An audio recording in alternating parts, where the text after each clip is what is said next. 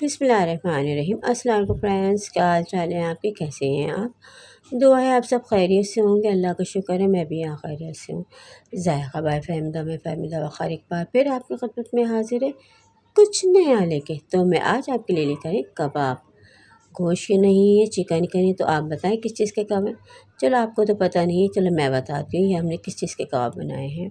ये हमने बनाए हैं कबाब छिलकों के। जी हाँ, लौकी के छिलके जो आपने कभी नहीं बनाए होंगे इस तरह से कबाब। तो मेरी रेसिपी को फुल वॉच ज़रूर कीजिएगा ताकि आपको पता चले कि हमने ये कबाब किस तरह से बनाए। ये कबाब बहुत ज़ायक़ेदार बनते हैं, आप एक दफ़ा ज़रूर ट्राई कीजिएगा इस रेसिपी को। मैंने 3 अदद लौकी की ली थी, इसको मैंने छील लिया, इसके तमाम छिलकों को मैंने बारीक बारीक काट लिया है इस तरीक़े से। चने की दाल मैंने हस्ब ज़रूरत ली है, उसको मैंने अच्छी तरह से पानी से वॉश करने के बाद उसको भीगने के लिए रख दिया था। इतनी नरम हो गई है जिसे मैंने आपको दिखाया है। अब हमने इसके अंदर 2 गिलास पानी ऐड किया है छिलकों के साथ और दाल के साथ, ठीक है।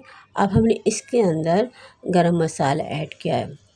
1 चमचा हमने इसमें गरम मसाला डाला है। अगर आप चाहें तो खड़ा मसाला भी डाल सकते हैं, यानी कि तमाम मसाले जो साबुत होते हैं वो भी डाल सकते हैं, लेकिन आप अगर पिसा हुआ डालेंगे तो आपको पीसने में कुछ ज़्यादा आसानी होगी, इसलिए मैं तो अमूमन जो है कबाबों में पिसा हुआ ही डालती हूँ।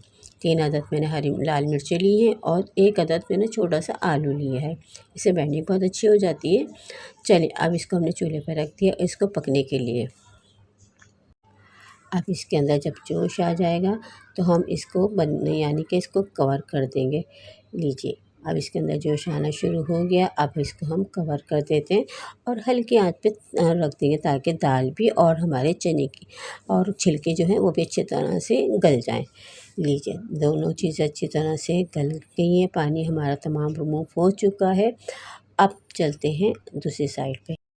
मसाले को मैंने अच्छी तरह से पीस लिया है, सिल्क पर पीसा ही बिल्कुल फ़ाइन हो चुका है ये। और अब इसके हमने ढेर सारा हमने इसमें हरा धनिया डाला है और 1-2 हरी मिर्ची भी हमने काट के डाली है इसके अंदर, ठीक है।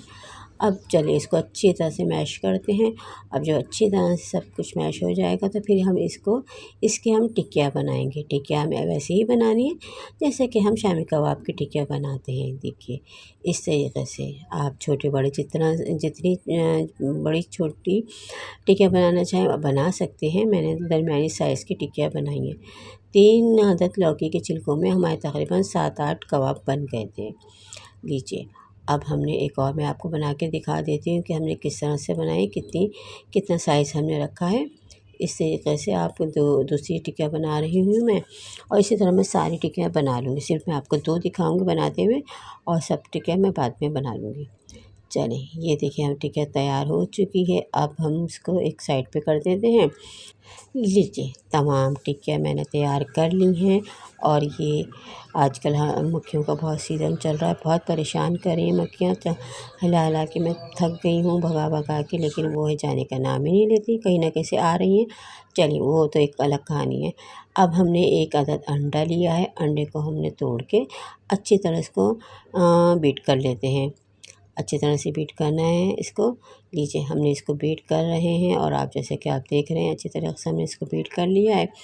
अच्छा अब हमने एक पैन में हमने ऑयल गरम करने के लिए रख दिया था। अब हमने ये ब्रेड क्रम्स लिए हैं, ये मैंने होममेड ही है, मैंने घर में ही बनाए हैं ये। अब हमने इसके अंदर हमने टिकिया को अंडे के अंदर डाला है और इसके ऊपर इसके ब्रेड क्रम्स लगा दिए हैं। अगर आपके पास नहीं है ब्रेड क्रम्स तो कोई ऐसा मसला नहीं है, आप बग़ैर ऐसे भी बना सकते हैं और यानी कि अंडे के साथ बना सकते हैं। अगर अंडा भी नहीं है तो कोई ऐसा मसला नहीं है।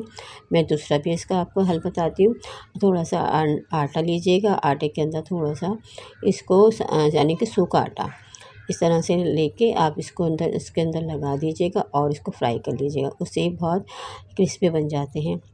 अच्छा अब ये हमने इसके अंदर से इसको डिप कर दिया और फिर हमने ब्रेड क्रम्स में इसको कोट कर दिया। अब चलिए इसको करते हैं फ्राई। इसी तरह मैं सारे बना के रख दूँगी। थोड़ी सी देर से तकरीबन 2-3 मिनट के लिए मैंने इसको हवा में रख दिए थे ताकि ये अच्छी तरह से ब्रेड क्रम्स जो है इसके ऊपर जम जाए, ठीक है। लीजिए इस तरह से मैंने सबको तमाम को तैयार कर लिया। अब एक पैन में हमने ऑयल गर्म करने के लिए रख दिया था पहले ही और फिर हमने इसके अंदर ये कबाब डालना शुरू कर दिए हैं। तमाम कबाब मैंने इसके अंदर डाले हैं। तकरीबन ये 6 से 7 अदद ये कबाब तैयार हो चुके थे 3 लौकियों के अंदर। ठीक है, आप अब लौकी के छिलके ज़ाया मत कीजिएगा, क्योंकि लौकी तो आप सल्लल्लाहु अलैहि वसल्लम की पसंदीदा सब्ज़ी थी ना, उसके छिलके भी कितने फ़ायदेमंद हैं। तो इसलिए मैं अमूमन यही करती हूँ कि लौकी के छिलके फेंकती नहीं हूँ और कबाब बना लेती हूँ। हाँ, अगर आपके पास गोश्त है तो गोश्त भी उसमें शामिल कर सकते हैं, तो उससे भी और अच्छा टेस्ट हो जाता है। लेकिन मैंने इसमें गोश्त शामिल नहीं किया है, सिर्फ हमने इसके छिलकों के कबाब बनाए हैं। तो लीजिए, कबाब को एक तरफ से हमने पलट दिया, तो एक तरफ से ये गोल्डन हो चुके हैं। अब दूसरी साइड से भी हम इसको पलट देते हैं, दोनों तरफ से साइड से दोनों हो जाएंगे तो फिर इसको हम निकाल लेंगे। लीजिए, देखिए कितने अच्छे लगेंगे, क्रिस्पी क्रिस्पी से लग रहे हैं ना, मज़ेदार कबाब। ऐसे लग रहे हैं ना जैसे हमने गोश्त के कबाब बनाए, बिल्कुल भी नहीं लग रहे कि ये हमारे छिलकों के कबाब हैं। एक दफ़ा ज़रूर ट्राई कीजिएगा इस रेसिपी को। जब मैंने सबको खिलाया तो किसी को यकीन ही नहीं आ रहा था कि ये छिलकों के कबाब।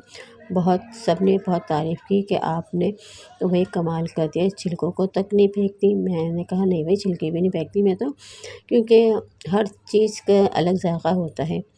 तो हमने एक छिलकों के कबाब बना लिए। बस थोड़ी सी दिमाग को लड़ाना पड़ता है कि किसको किस तरह से इस्तेमाल किया जाए।